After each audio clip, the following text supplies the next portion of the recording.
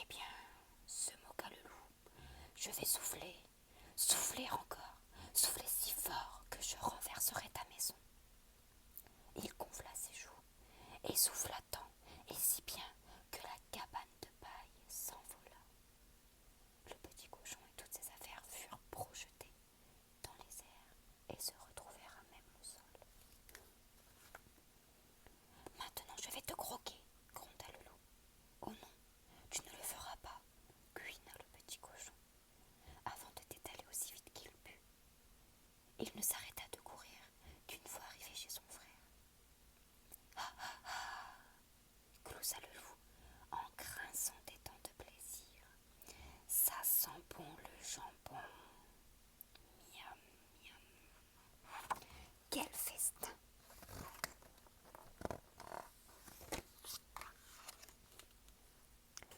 Quelques minutes plus tard, le deuxième petit cochon rencontra un bûcheron qui transportait du bois. Excusez-moi, monsieur, dit le deuxième petit cochon. Vos planches ont l'air bien lisses et légères. Voulez-vous m'en donner quelques-unes pour que je construise ma maison? Bien sûr, répondit l'homme. Alors le deuxième petit cochon commença à construire sa maison. Il travailla toute la journée et bâtit une jolie cabane tout en bois. Il lui restait même quelques planches pour se fabriquer un lit douillet et une petite chaise. Il avait à peine terminé lorsque son frère arriva en courant. Attention au loup, cria-t-il tout essoufflé. Les deux petits cochons étaient terrifiés. Bientôt, le loup arriva et cria par la fenêtre. Petit cochon, laissez-moi entrer. Non, non et non, par les poils de nos mentons, tu n'entreras pas dans notre maison. Eh bien, dit le loup, je vais souffler, souffler encore, souffler si fort que je renverserai votre maison. Il gonfla ses joues et souffla tant et si bien que la cabane de bois éclata. Les deux petits cochons et tout le mobilier furent projetés dans les airs avant de retomber dans un grand fracas. Dépêchons-nous de partir avant que le loup ne nous croque. Les deux petits cochons coururent aussi vite qu'ils purent et ne s'arrêtèrent qu'une fois arrivés à la maison de leur frère. Ah ah ah, ricana le vieux loup alors qu'il campatait derrière eux en sifflotant. Du bacon, des saucisses et du jambon. En voilà un bon dîner, chantait le loup. Le troisième petit cochon était le plus malin des trois. Il rencontra un homme qui posait une brouette pleine de briques. Excusez-moi, monsieur, apostropha le troisième petit cochon. Vos briques ont l'air bien lisses et solides. Voulez-vous m'en donner quelques-unes pour que je construise ma maison? Avec plaisir, répondit l'homme.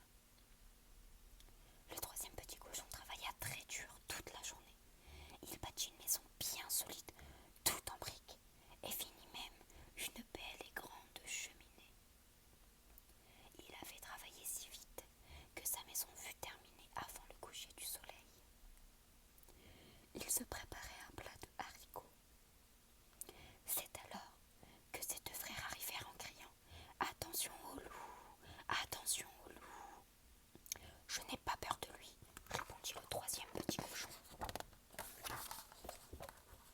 Ce dernier invita ses deux frères terrifiés pour le goûter. Ils étaient assis devant deux grands verres de lait et de bons gros gâteaux. À cet instant, le loup, qui commençait à avoir très faim, arriva. « Petit cochon, laissez-moi entrer dans votre maison, » hurla-t-il. « Va-t'en d'ici, loup imbécile, » lui lança le troisième petit cochon. Ses deux frères étaient stupéfaits. « Qu'allons-nous faire maintenant ?» s'interroge-t-il en tremblant. Le loup était affamé, son estomac grondait, et cela le mettait très en colère. Il gonfla ses joues, souffla, souffla, et souffla encore. Il souffla très fort, mais ne parvint pas à renverser la maison.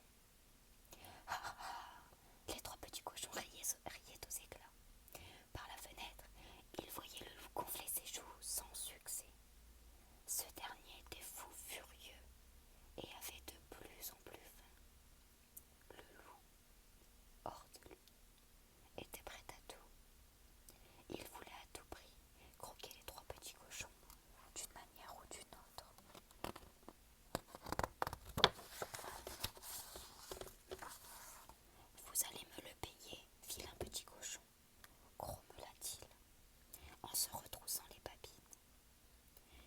il fit